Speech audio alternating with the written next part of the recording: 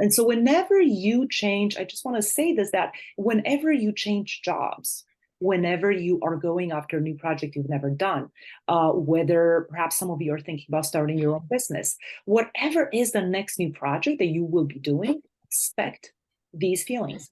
And it's really interesting. I've done a lot of research on the imposter syndrome, and it looks like something around 8.5, rounded up to 9 professionals out of 10 are feeling this at some point in their career.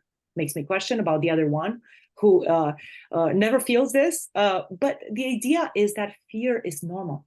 So what I want you to think about is that this is something that will show up. It will show up, right? And think about the imposter syndrome almost as an extreme sort of manifestation of your fear. Again, that's a sign that you're going for after something that's really important to you. So, what's interesting is seeing research around this, and I see this every day, in coaching sessions, is there is this cycle that, people come and say, I'm really stuck, I don't know what to do, need some coaching help, and so where it all, we're all kind of stuck in this dance about worrying about, am I good enough? Am I intelligent enough? And by the way, this is from Lisa Orbe Austin, who studied imposter syndrome. And what she found in her research is that kind of anxiety, where we worry that we're, whether we're smart enough, because, the more we get to the, you get to the next level, you work hard, you get there. Now you are up against other people who you consider to be even better than you.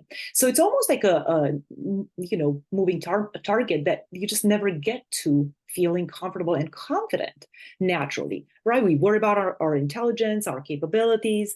We work hard to cover up. She found that, people, students, we start this at a very young age, we go after those good grades because we work hard. Of course, it pays off. It pays off up to a certain point, right? We get those performance reviews. And then what happens is we are training ourselves to focus on the approval, right? So I worry whether or not I'm good enough. I work hard, I get the result, but now I'm training myself to sort of rely on external validation in everything that I do. Now, what if I don't have a good manager who knows how to nurture my talents? That can be a problem. Relying on other people for our own confidence is a lose-lose game, because we are losing the opportunity to empower ourselves, to learn how to take care of ourselves and to rely on ourselves, right? And we are overly estimating how much other people's opinion about us, or even professional feedback, really, can help us. And this is why when we talk about receiving feedback, we want to be discerning about who the feedback is from, and what about that we want to work on. We're not going to work on everything. So this is a cycle that we want to break, right? And so knowing that our inner imposter gets triggered every time we reach for the next level in our career, we really want to learn how to manage, how to get out of this cycle, right? Because if we keep worrying about being perfect, about making mistakes, we get stuck here. So what I'm curious actually is, I want to stop for a second here, and I'm curious if you could drop in chat, when does this happen for you? When do imposter thoughts creep in for you? Is it before a meeting, before you have to present? Is it when you talk to certain people? Is it perhaps just at the end of the year when you're worrying about getting those performance reviews? When does it show up for you? I would tell you that for me, it shows up every time I have to present at a conference, even before this workshop, even though I know this so well. It is something that it's almost like my brain is just trained to worry about my intelligence, my own abilities. And I do notice myself getting stuck in the working hard to, I'm not thinking, my intention is not to cover up. My intention is to prepare. But sometimes the more we prepare, the more we are almost kind of telling ourselves that we are not ready, right? And this is not to say that we don't want to prepare. I think our fear has a lot of really good insights, but this is about identifying, where are you overdoing this, right? Like any strength, I talk about this in coaching sessions, any strength can be overdone. We want to find that right balance, right? So before meetings, Rachel, presenting a large regional global meetings, Michael, yes. When taking on a task that's outside of your comfort zone with ambiguity, yes. And, of course, I mean, this is our goal as professionals, right? We want to go to the next level. And so this will show up. So, what I like about sharing in a workshop format is when people are willing to share, thank you for sharing. It really helps us feel sort of normal.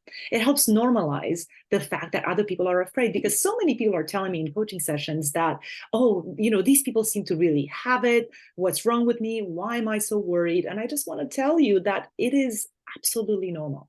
We have learned to fake it. We have learned to put on a certain persona, but we all have fear when it comes to trying something new, when it comes to trying something that's important to us. So what does the other side look like? How do we break this cycle? I will tell you, they say you teach what you want to learn, and that's exactly what I wanted for myself. I really wanted to tap into this authentic confidence. I rejected the idea of for a while, of course, we all fake it till we make it, right? But then after a while, I really wanted to understand for myself, what is my own style? What does that look like? And I think to a certain extent, our goal is to get to know ourselves, is to get to know, what am I made of? Who am I, right? What am I about? What matters? What truly matters to me? And, it's such an amazing experiment that I really encourage you to try it and really ask yourself, what matters to me in this moment? What am I about? What am I feeling? And this is why I wanted us to start this session today with a meditation, because this is a way for us to connect with ourselves, right? So when we can be fully present, what does that mean, being fully present? We have something like 10 to 12,000 thoughts a day, according to science. And so our thoughts are designed to come in all the time. Our fear is designed to work. And the way our fear works is that it's constantly scanning for things that could go wrong, for what could be scary, right? We're wired to survive. And so we're going to be scanning for things that could go wrong. And so what we want is to be present. And in order, how can we be present when thoughts come in and go, is you have to learn to manage them, right? So we have to learn how to manage, especially those negative thoughts that come from our fear. So let's dive right in. And so what I want to define is, what is authentic mean? Sometimes, when I think about, people say, well, just be yourself. Well, what does that even mean? So authentic is about being true to yourself. Now, of course, you can say, well, I don't even know what that means. And this is which is totally fine. We don't know, right? Like when people say, oh, other people know what they want, other people know themselves. There's a lot of work that goes into understanding what is it that it is true to you. So what that means is that, you identify your values. And for those of you who have never done a values exercise, please reach out, because I have a really good worksheet that can help you identify those top 5 values. It's not an easy thing, and it's really fun to see really what those are for yourself. Like, what matters to you? And this is something that will always change. We evolve, right? Like, what's true for me today might be different tomorrow. Maybe my core values stay the same, but maybe how I embody them changes. And this is another thing to remember. Another principle is that, you change. We all change, right? We evolve. And so checking in with yourself and seeing what's true to you, what's important to you today, is a really important exercise in developing the sense of authenticity. So being true to yourself is important to know what that is. And then confident means that you believe in your capabilities. Now, remember the imposter syndrome tendencies. Those thoughts essentially are all about our fear trying to kind of prevent you from going forward. And so what it does, it almost is hiding those, your capabilities, right? Like it's almost as if we forget the experience, the capabilities that we have, the success that we've had, the accomplishments. And it's almost like we're starting from scratch. And so, it's important here to both intentionally see what it means to be true today, right? Being honest. And that means being honest about your feelings, being honest about your boundaries, being honest about the problems that you're seeing, right? And then also believing in what is possible for yourself despite those emotions. And in fact, what we'll learn in a few seconds here is that emotions are just something that we want to be aware of. We want to be able to sit with at least some of those emotions. We want to be able to sit with them. And then in that process, we develop this confidence. I often say to people, confidence is an outcome, right? So there's almost a part of us that is observing us in action. And of course, when we don't manage that, that is our inner judge, right? That's constantly telling us what we did wrong, what could have been better. And so what we want here is to be able to really see and keep track of what we're capable of. And so confidence ends up kind of evolving. It's an ever evolving feeling, right? It really gains strength over time as we are seeing ourselves being honest and as we follow through, right? So being authentically confident really is about kind of identifying our own truth. And who better than to say, I love the words of Brené Brown. She has such a great way with words. And she says, authenticity is the daily practice, right? It's a practice. It's not something that we kind of get to and then we've arrived. It's really a process that we practice every day. And it's about letting go of who we think we're supposed to be and embracing who we are. It's really powerful. If you really look at this in your day to day, and really notice yourself, and over time, as you practice, your own version of mindfulness or of observing yourself, hopefully with friendliness, the way we practice in our meditation, this is about noticing every time you are sort of comparing to this ideal version of who you think you're supposed to be, and connecting and embracing who you actually are.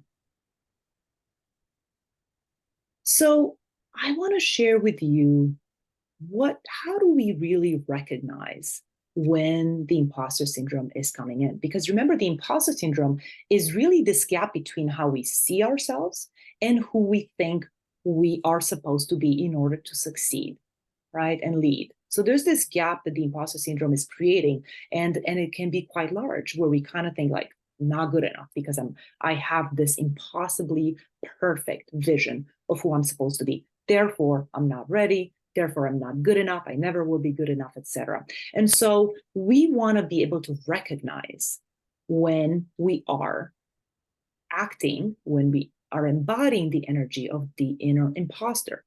And so what happens is we want to switch intentionally, right? But we can't change unless we are aware. And so what we want to do is be aware when we are in this fear-based thinking, which is focused on protecting ourselves. It's focused on survival, right?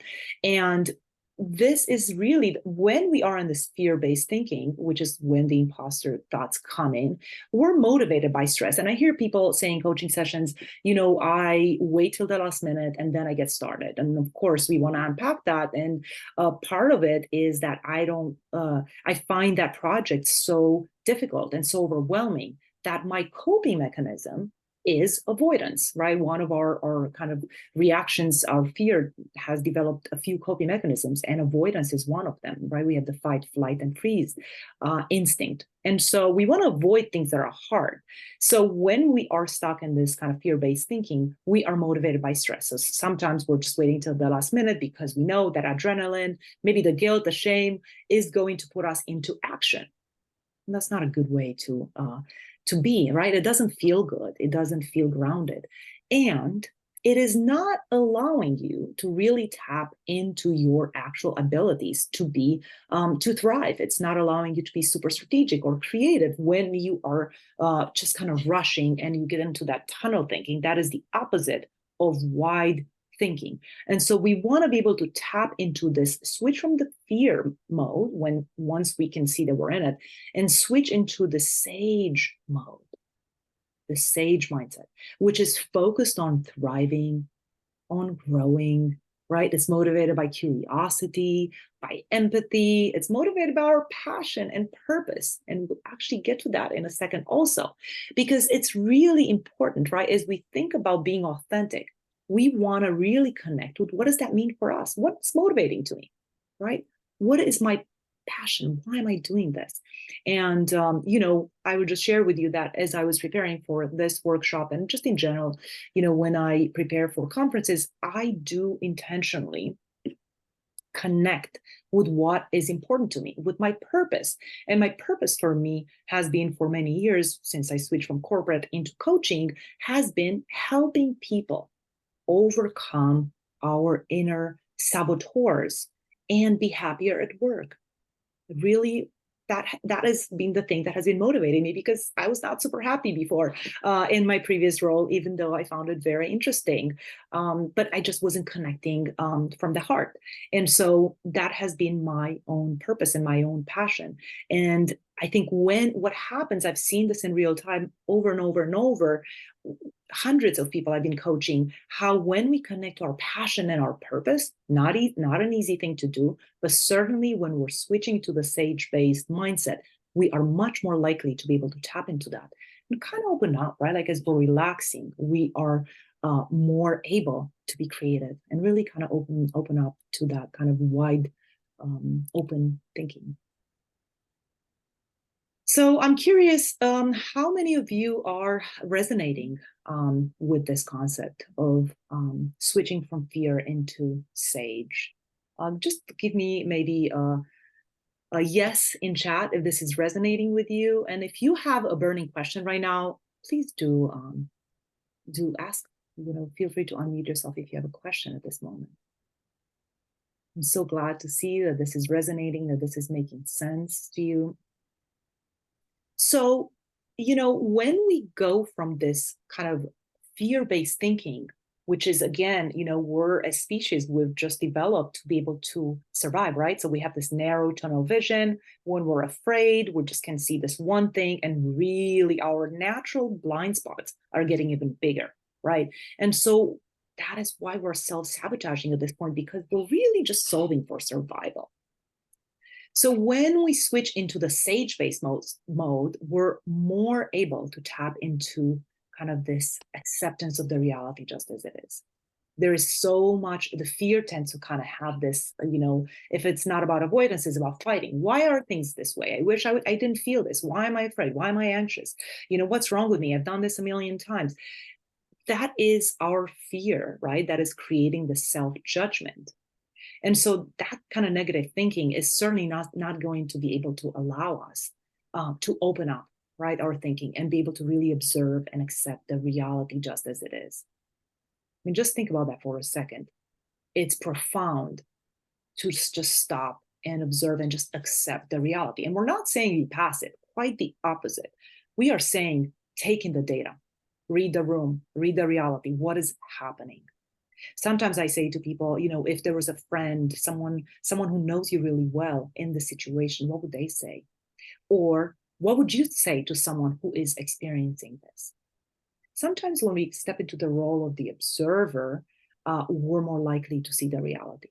And just kind of take it in, right? Without being emotionally charged. And this is where there's a lot of need for us to practice getting in touch with our emotions and being able to process them. So that emotional agility is key as we switch from one mode to another, because we want to be able to get into self-command. And that is why a practice of mindfulness is really important.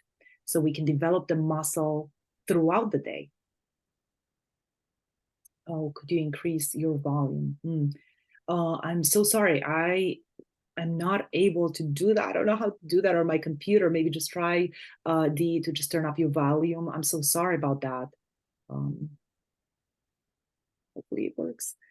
All right. So, people are asking, maybe those of you who have never really done this shift. I know many of you who work with me have done this. The question is like, is it really possible? come on, the skepticism, the resistance that we have, right? Like, it's a fair question. Can you actually switch from one mode to another? Sounds good. Rationally speaking, sounds good. I agree with it. Can I actually do it? Yes, you can. Right? But it is a mental muscle. We are talking about mental fitness here, right? And so I work with many of you on developing this mental muscle, right? Because the speed at which you can do this, and the depth at which you can shift, it really has to do with how strong this muscle is, right? Like if you want to develop your bicep, you're going to be doing regular repetitions, and you're probably going to increase the weight over time. You're not going to take on a 50-pound weight right away, right? And so it all depends on how often and how consistent you are about practicing strengthening your mental muscles, right? We're working with our neural pathways here. And we can absolutely change. We know from neuroscience that our brain has plasticity. Absolutely, just like our body muscles, it can change. We just need to have a consistent practice. And I've been recommending to many of you this book, Positive Intelligence. It talks about how to practice mental fitness, one of the many books, but they have a really great concept in there about the PQ muscles, is what they call it, the positive intelligence muscles, which sounds a lot like what you and I have been practicing at the very beginning of this session, right? So the kind of scanning our body, being fully present, and what he's recommending is doing, 3 deep breaths, and that's considered 1 repetition. And in the book, they talk about trying to achieve 100 of those reps a day. It's not about how many you do, honestly. It is about how often you do it. And so I always say, practice some breathing before you go into a meeting, practice before you have your coffee, find times throughout your day to strengthen that mental muscle that is grounded in the present moment. And that would allow you then to be able to really change how you respond in the moment, right? Because many people are like, well, yeah, as I look back, I can see how I could have responded from a sage mode. What we're looking for is developing the muscles on a daily basis so that your reaction to the same stimulus will be a different one. Does that make sense?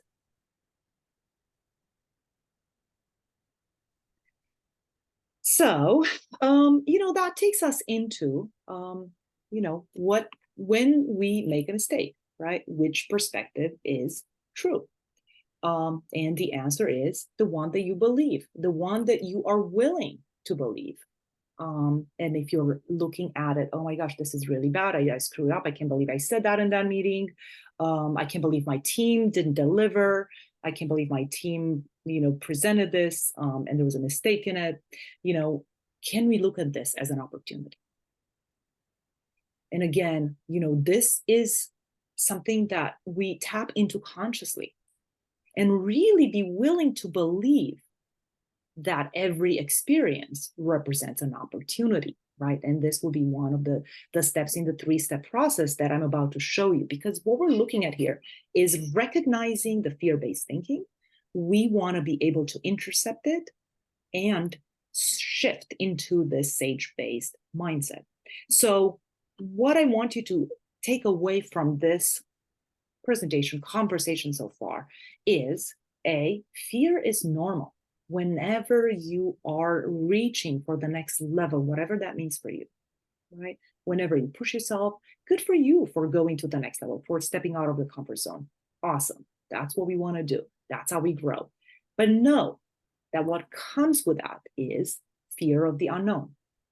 And we have, our fear is part of us, our amygdala is part of our brain. It will get triggered. And what it will do, it will have one of those 3 reactions: fight, flight, or freeze. Avoidance is something that I see often happen, where people just either avoid speaking up in a meeting because you're worried about what other people will say. So know that avoidance will be one of your reactions.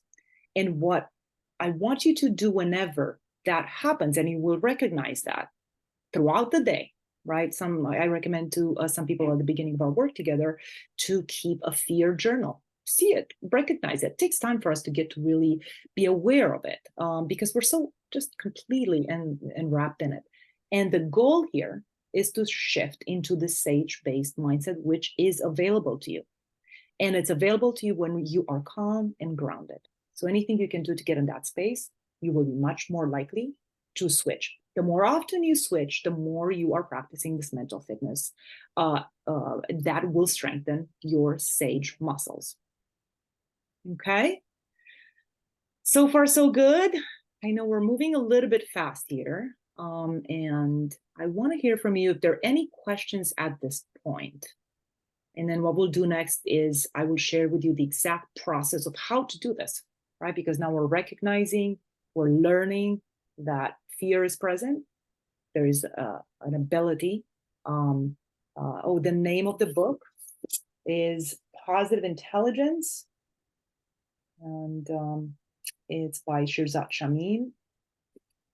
And I will share with you guys. I'll share the link later when I share the also the recording for the session. So far so good. All right. So let's then move into the actual process of how do we do this? Because once we recognize the fear, we really want to practice this throughout the day. Thank you, Michelle. So again, remember, authentic confidence, right? It is about staying open to our vulnerability, to what is, right? Because we want to be intentional about being real. This is all about being real. And so how can I call this radical self-acceptance, because it is kind of a radical process that we are not automatically doing. What we instead do is we get into that avoidance mode, right? And so when we are making a point to accept the reality, accept myself, and what does that really mean, right? And I want to invite you to, right now, as you practice this, to make this very real for yourself. Think about the intention that you set at the very beginning. Think about what you would like to create, what you would like to be able to do. And I want you to test this. Do a test drive right now as we do this, because this is how you will be able to embody. And I want this to not be just an intellectual exercise. I want this to be something that you walk away with a sense of possibility and even know how to do this. Okay? So as you think about that goal that you have, right, bring that to mind, all right? Think about what it would look like to really accept where you're at, right? To stay open to your own vulnerability and just, for instance, say, yeah, it feels really scary to take the lead on this one project, right? Like, yeah, I do feel a sense of fear. Okay, so we're going to take these, by the way, one at a time. I'm just going to show you what it is, and then we'll dive into every single one, and I'll have a specific tool for each step. The second one here, now that I've accepted, right, that it is hard. This is something that, even though I've done it many times, maybe still it is hard. We want to identify the opportunity here. This is really important. So we're going almost from like the heart. So we're opening our heart, and we might even ask ourselves, like, what do I need to accept at this moment, right? Then we're moving into almost like the kind of headspace. Like, what is the opportunity here? Maybe the opportunity is to learn something new. Maybe the opportunity is to set a meeting with someone. Maybe the opportunity, for instance, you're looking to delegate more to your team, so you have more time to work on what's important to you. Maybe the opportunity is, hey, maybe what I really have to accept is that this is a lot, and maybe I have to accept that my team needs to take this on and learn. And maybe I have to accept that there will be some things that might go wrong, and what do I need to do? What is the opportunity? Who can benefit from this? How can you benefit from accepting the truth? And then the next step, really important, right? We get confident by being in action. And we want to take not just any action, but we want to put ourselves in an action that is grounded in our why. Because when we are grounded in what is important, courage emerges, right? Courage that we weren't even maybe aware that we have emerges. So we're going to take this one step at a time. And I really love this quote.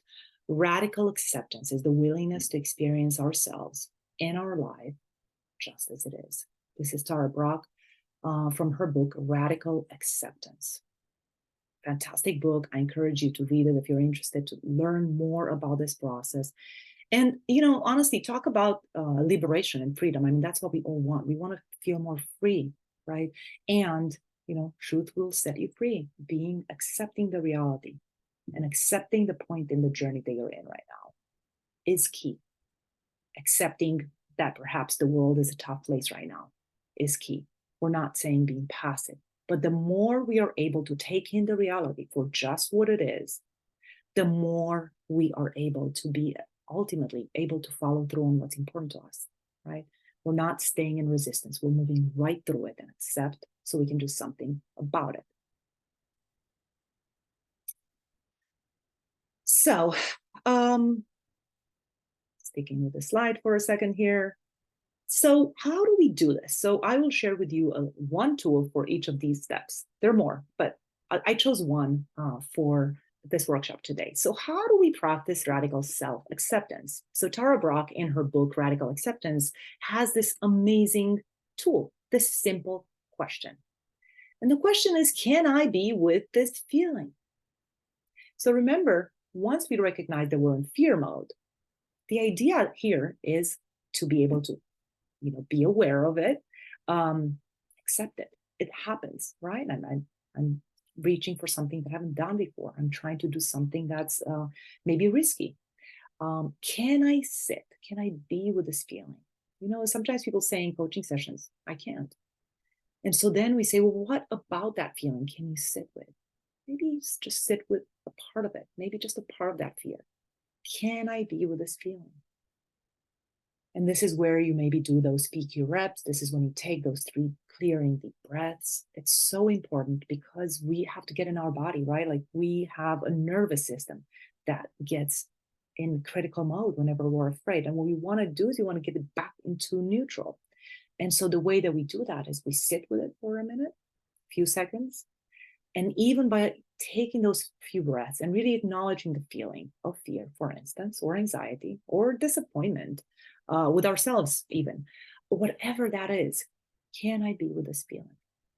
And the more we can sit with it, the more then we are able to kind of move through the process. Because remember, the fake it till you make it is almost skipping the acceptance. It's skipping the fact that I'm afraid. And it's really just taking us into action. And what I want to encourage us and what I've seen work is for us to get into the heart space, feel the feeling. We want to get into, eventually, now that we've calmed ourselves down, we're going to be able to see what's the opportunity. So can I be with this feeling? So even if you take a few seconds, process it. And then we want to develop a self-compassion mantra. Why is that important? Well, because remember, we have automatic negative thoughts. Those thoughts are running us, right? And so what we want to do is we intercept the fear thoughts and the self-criticism, self-judgment thoughts. We want to be able to interrupt it, sit with the feeling, and remind ourselves with self-compassion. This is key here, is if I can tap into some self-compassion. And the mantras are going to be the new automatic thoughts, right? So I'm human. We all make mistakes. Or it's okay. I'm afraid. Everyone experiences feelings of fear. May I be patient with myself as I learn and grow? Okay. So this is important. And it's important that you put this in your own words, and sometimes, people will say, okay, fine, I came up with this mantra, we all make mistakes. And then I say, well, does that feel real to you? As you put your hand on your heart, does that feel real? Does that feel honest? Does that feel like you? So you want to come up with your own self-compassion mantra. And I would love to see what might that be for you. I'll be honest, for me, I always use the second one, especially. It's acknowledging. It's about saying that this is normal. Everyone experiences those fears. And I ask myself to be patient with myself as I learn. So I would love to hear maybe some of you share with me what might be a self-compassion mantra that feels real to you.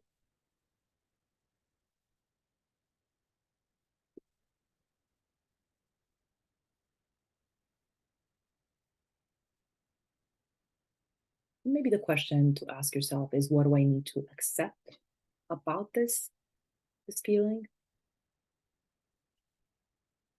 Maybe I need to accept that I am afraid sometimes. Maybe I need to accept that, my fear will always create some judgment. You know, maybe I need to accept that I need some space. I love that, Meng. Give myself the space to learn through the mistakes. Taking up that space, pausing, it's so critical because it will open up. It will open up the ability for you to actually get through it, right? Thank you for sharing. So the next step here is we're going to be looking at the opportunity. And the idea here is to take some perspective. Oh, I love that, Mora. Those feelings are temporary. That too shall pass. I love that. So true. Because when we're wrapped up in those, it just feels like it'll feel this way forever, and it's not the case.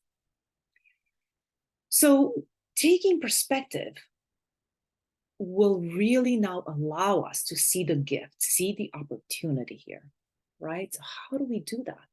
So the sage mindset, one of the aspects of the sage mindset is this principle that every experience can be turned into a gift and opportunity. Every experience, right? And so the question to ask yourself, this is a really powerful tool, is to say not, is there a gift here, but what is the gift? Let's make the assumption there's something that can be learned, right? I remember my daughter having a panic attack, and I remember there was a time she had several each day. And I asked myself this question: what is the gift here? And this is not a question you want to ask yourself when things are really bad, but sometimes as you breathe, as you give yourself some space, you might be able to see this. And if you ask yourself, what is the gift, you will come up. And in fact, what I want to challenge you is to come up with 3 gifts. So for instance, when I was supporting my daughter, the first gift that I came up with was, hey, I'm learning a lot about mental health. A new strength that I gained, for instance, was, oh my gosh, I'm learning to be more patient. I really didn't think I could be this strong. I mean, I would just freak out in the past. And then the third gift for me was, you can ask yourself, how maybe has your relationship changed, either with a person or with presenting, etc. And so for me, it was like, wow, I'm strengthening my relationship with my daughter. So even in the hardest circumstances, critical moments, you can come up. I promise you, you can. Your creative thinking will come up with some ideas. So again, as you are practicing this, we want to really embody these tools. So I want you to think about that goal that you have and see how might you find a gift in perhaps. So, I know, Meng, for you, you were saying you want to speak up in some of those more critical meetings or take on bigger projects.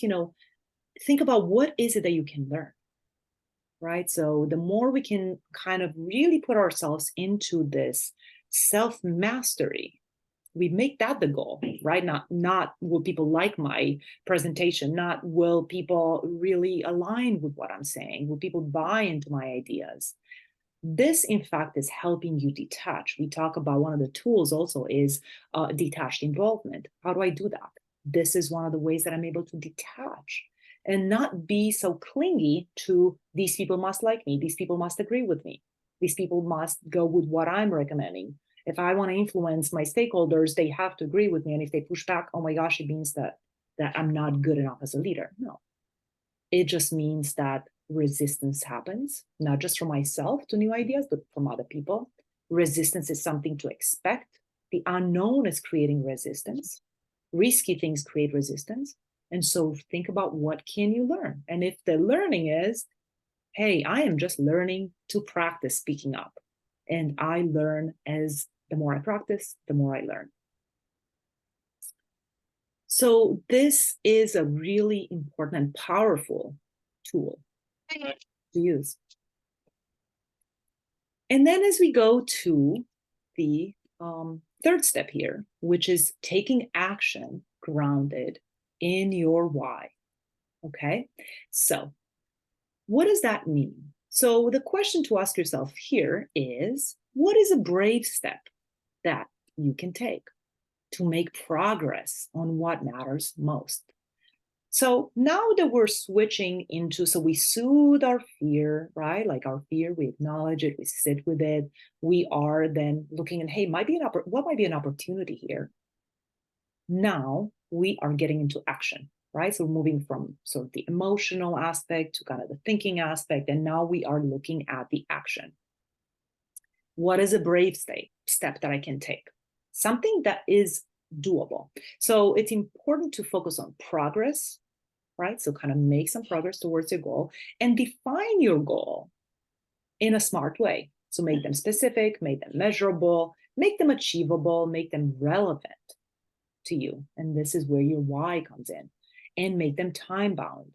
So what is a brave step that I can take to make progress on what matters? Again, put this into action and, write this down for yourself. If you have a notebook, if you have a document open, or even just think about what is a step that you can take to make progress, right, on what matters to you. And of course, identifying your why, identifying what's important to you is crucial here. That is the thing that will help you stay grounded as you get pushback, right? As you get pushback, as people might disagree with you. Maybe if you apply for new jobs and you get rejections, stay grounded in your why. What's important?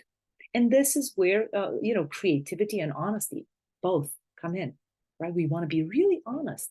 I used to hear people, back when I was working in my corporate work, which I enjoyed very much, by the way, and it was very interesting. But I kind of kept craving more, and I wanted to be happy. And I would ask people, and people would be like, "It's just a job, Ramona." They just stop asking all these deep questions. That's when I knew that I was ready to do something different. Because I was really looking for that why, and it cannot just be, "I'm doing this because it pays my bills." That is not a why strong enough.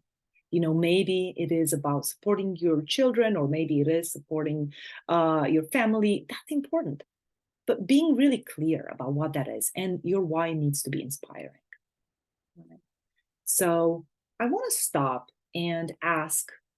I've shared a lot. We talked about the fear mindset. We talked about the sage mindset. And we talked about this process that you can repeat over and over. And I want to stop for a second, and I want to see your beautiful faces. And I know many of you had to go. But for those of you who are able to stay through the end of the workshop, I do want to ask, what questions do you have? What is coming up for you as we are going through this process? We're talking about the sage mindset. We're talking about this 3-step process. What is coming up for you? What questions do you have?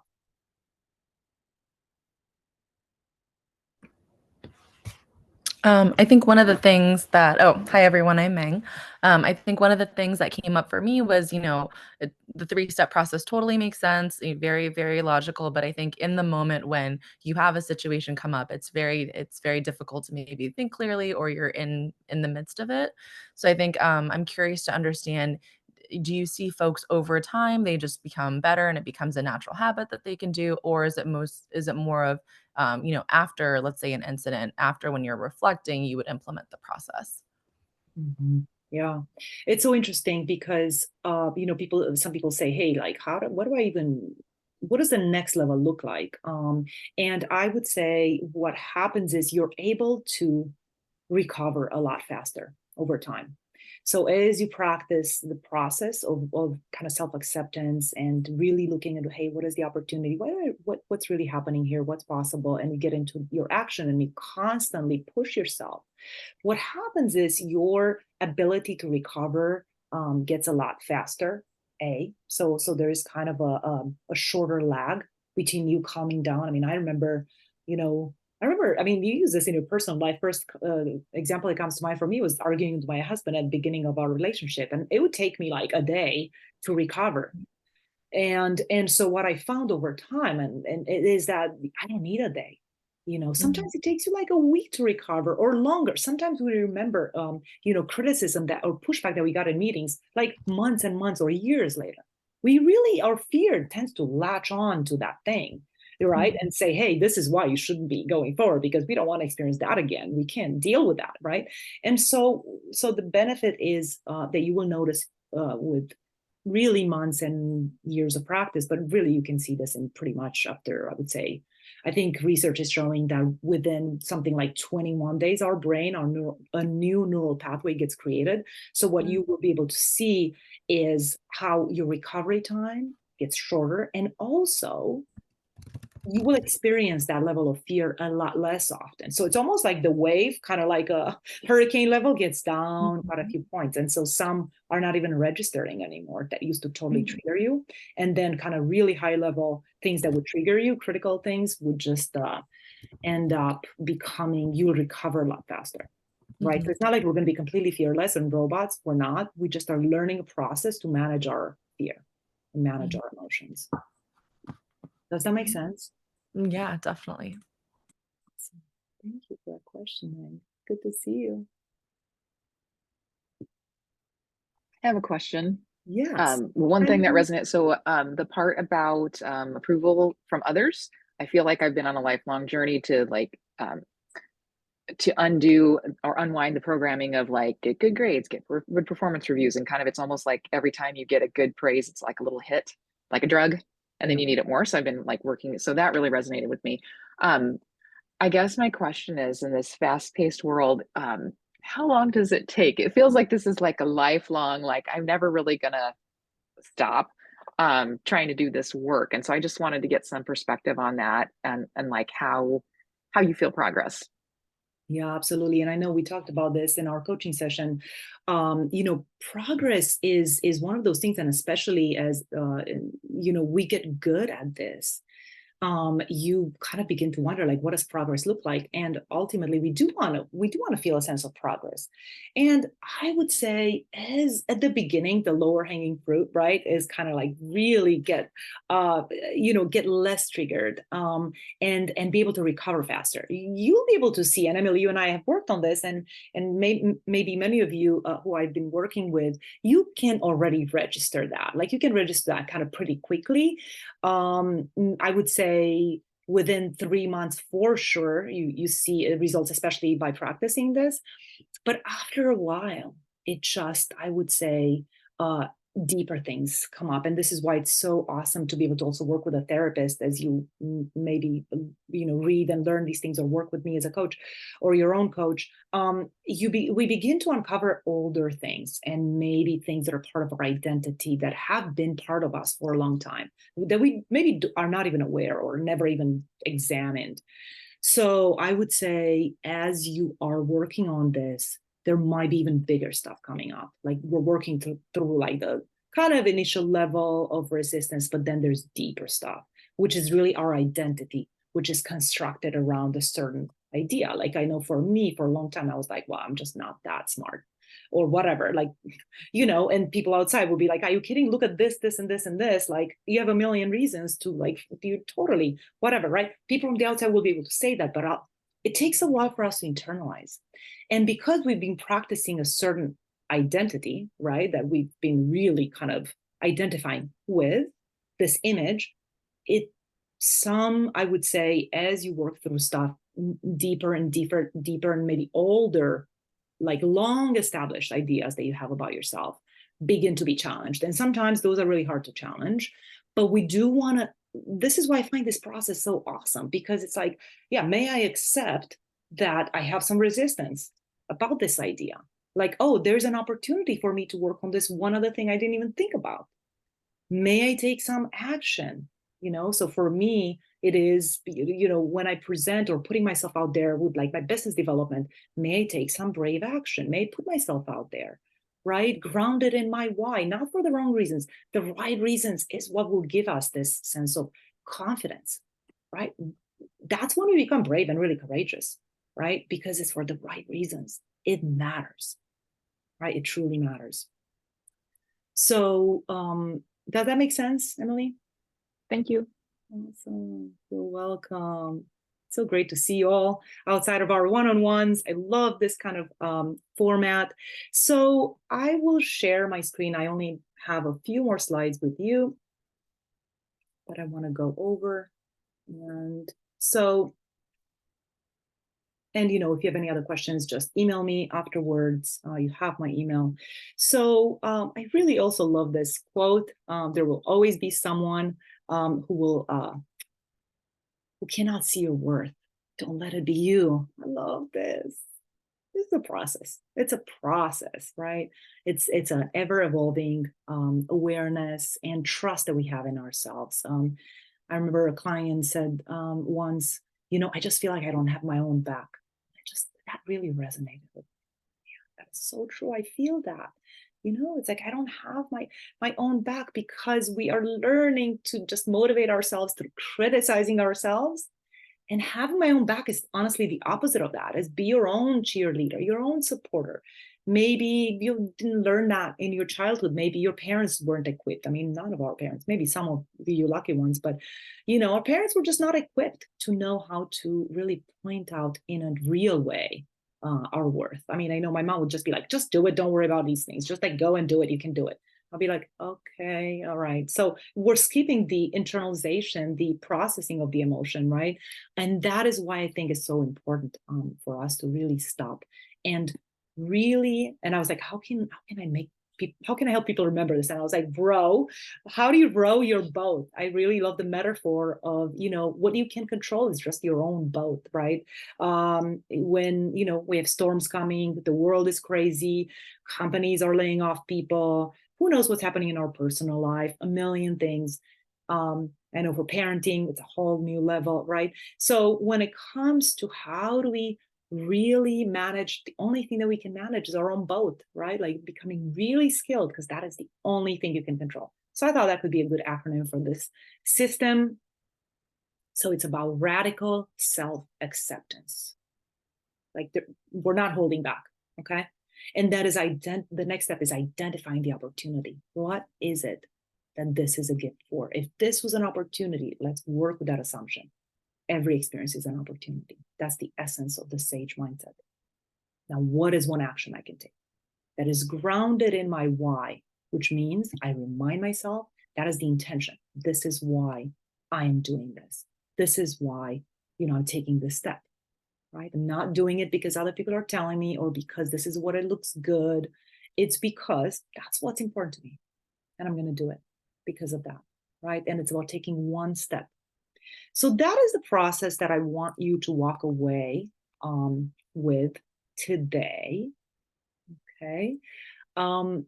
Maybe give me a thumbs up if you feel like this is doable, if you feel that this makes sense, if you feel that this is something you can do. Right? So I'll send out a worksheet also that will kind of take you through these steps and will give you that specific tool. And the other invitation that I have for you is to jot down a learning. And one thing that would be really awesome is if you can post that on LinkedIn to kind of spread the word.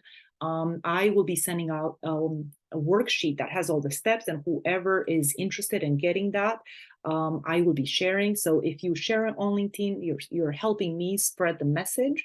So maybe kind of share a learning that you got from today, anything that you already knew, but maybe you heard it said in a different way. Maybe there is the entire 3-step process, the row process of being radically accepting where you're at, and really identifying the opportunity and remembering your why. So share that. I would be curious to learn in chat, what's one learning that you're walking away? And we still have just a few more slides before you go. I will share, Michelle, the presentation. I'll share the recording. And I have a special worksheet that will have the steps and will have the questions for you so you can practice this and have it with you, and you'll internalize it with enough practice. I promise you that. So maybe drop in chat, what is one key learning that you are walking away with today?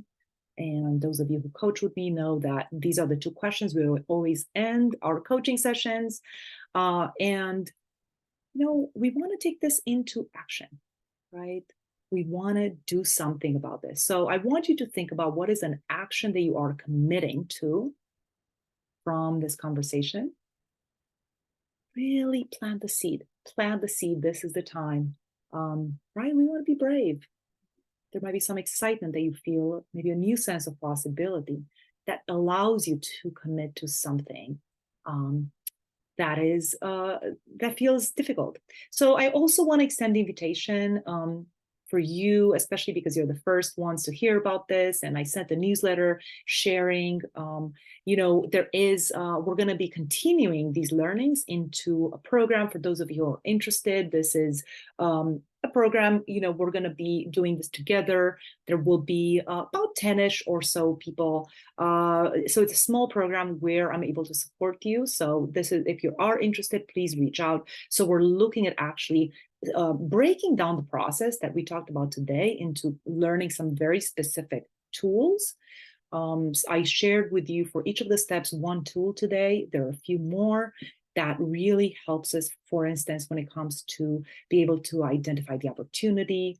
There is the tool of detached involvement and so many other tools. If you are interested, let me know and I'll send you more details. We are starting next Friday. So it'll be 4 sessions, and one of them is a one-on-one session with me. So if you are interested, I'll be sending more information. If you want to sign up, there is actually a gift for you all, and I'll be offering a 20% off the cost. So early bird cost will be, a discount will be available through Wednesday, end of day. So if you are interested, just reach out and let me know. And with that, I will stop sharing. I want to answer any other questions, anything else that is on your mind. You still have me for 10 minutes if you want to. If you have a burning question, I would love to kind of see maybe how you can do this process. Maybe practicing the 3 steps with me or whatever question you have. I know there's a lot to take in here. Maybe a question or a comment. Do you feel like it would be helpful to, maybe bring in those people that, your confidants, the people that you really trust to, as I think sometimes we have a hard time seeing ourselves. And as we go through this process, and of course, it's important to digest our own self, but also maybe do you feel like it's good to have those good trusted confidants to kind of maybe help us in those areas that we're not seeing ourselves? I love that question, Michael. And, I definitely emphasize, and as you said, we definitely want to be the first ones to see. I always say, like the cherry on top is for other people to be able to see our greatness. That being said, we are social animals and we have these kind of mirror neurons that if someone is showing us support and trust and confidence, that certainly speeds up the process. So, if you are lucky to have those people, those trusted people in your life, we know that is so crucial to have a best friend, to have a few best friends, maybe to have someone in your family who absolutely is supportive and can see you. Absolutely, I would say it is very helpful. Definitely. Because it takes a village, no matter how we look at this. I think we don't want to be over reliant on other people, but certainly if we can and we should develop those connections. And we develop those connections through being authentic and being vulnerable. Because I think the more we can do this, especially as leaders of teams, the more other people would be willing to open up. And the more we can do this for other people, right? Like we can be that person for other people.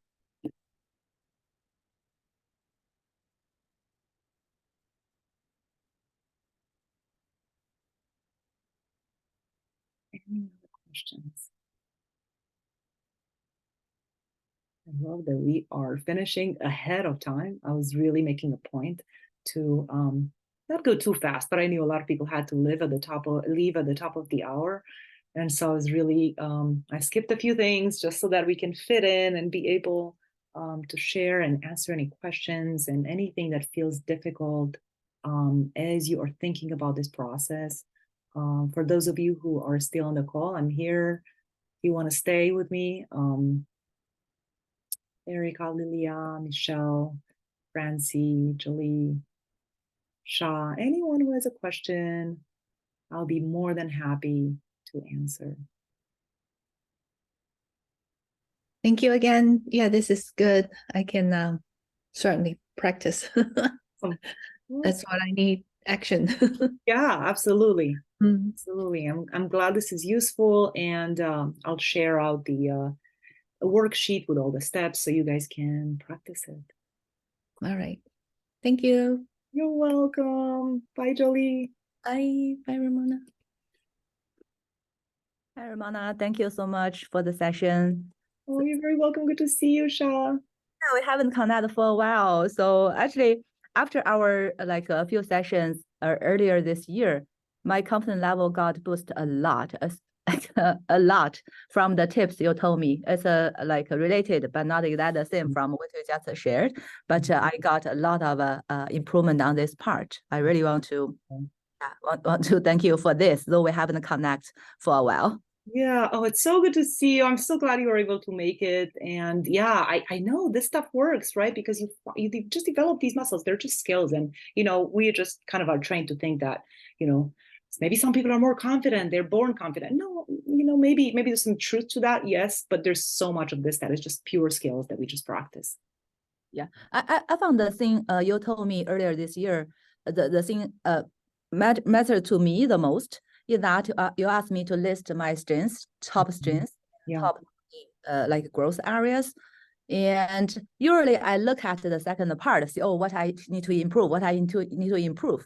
But you told me to focus on the first part and then try to see how to leverage this to make me success in my position. So this is make a huge difference to myself. Actually, I got much more confident of pushing things through with my strengths. In the meantime, work on my growth areas. I think this is super critical to myself. I feel also more peaceful, more peaceful after having these tips, these skills. Totally, right? Because we're so focused on how can you improve, right? Like that's what we're told in our performance reviews, and often those are not done well. We're just kind of left leaving even more insecure than we were before. So yeah, focusing on your strengths, it's huge. It's huge, leveraging those. Yeah. And also, I don't know how much genders matter, but most of my career mentors in the company are male workers. Mm-hmm. So they do not have much compassion. Honestly, they don't have share much about what I'm talking about, like the confidence stuff. So no, why not? So you should be confident. Just a thing like this instead of giving any tips to improve. So that's why I found even only a few sessions super helpful. Actually, I share this with my coworkers as well when they feel less confident. But they are good, they are strong, but they are not confident. I share the tips with them. They found that helpful too. Oh, that's awesome. That's awesome. Yeah, absolutely. I mean, you now have some, you have some really good skills and really good tips for people. And, I mean, when people are like, well, you should feel confident. Okay, thanks. Yes. I have one coworker in my team, right? A manager, so he's in my team. He's actually very strong, very strong. I've been working with him for years, but he's never very confident. So then every time I tell him, you're good, you need to be confident. So he doesn't really react much. But then when I share the tips with him about, look at your strengths, think about your successful stories, less worry about your growth area, right? Even you are still working on that. So this make him feel much better. So I think the tips at least works for more people. Maybe not everyone, but at least for me and some of my coworkers. It's a good point because, we're always looking at, okay, we all want to grow, we all want to learn, but it's so important to just sit for a second and acknowledge what you've done so far, right? Acknowledge. And I think this is why we are having a hard time with the imposter syndrome, because we're not sitting to really acknowledge our accomplishments, right? Like someone says, hey, you did such an awesome job. And you're like, oh, that was nothing. The other person did so much better or whatever. There's so much more to learn. It's like, well, this is the step that we want to internalize, and then you have another one and another one. There's always more, but I don't think that we are sitting to really celebrate or at least acknowledge, and by the way, another tip that I give people is to keep a list of all the kind of things every day that you're doing, that you're proud of, because that is kind of what our almost like identity gets built on, like remembering, right? Some people look at their resumes and I'm like, look at the daily successes, the weekly accomplishments, so that you just feel more stable, right? Like just a little more stable. Yeah. I feel like, yeah, that's also to the, no matter the organization or the company, actually, usually the most, the part we help the company the most is leveraging our strengths. It's not improving our weakness, right? Weakness, we should still improve, right? But usually we contribute the most with our strengths. That's another part I try to encourage people, at least in my org, they try to focus on your strengths while working on your growth areas, right? Not the other way around. So yeah, this is super helpful. Thank you so much. You're so welcome. It's so great to see you, Sha. We'll stay in touch. Also need to run. Yeah, keep in touch. See you later. All right, see you, Sha. All right, everyone. Any other questions before we sign off? Thank you so much for joining me today. And I will send you all the worksheet and reach out to me with any questions. Have an awesome rest of your week. Have an awesome Monday. Take care.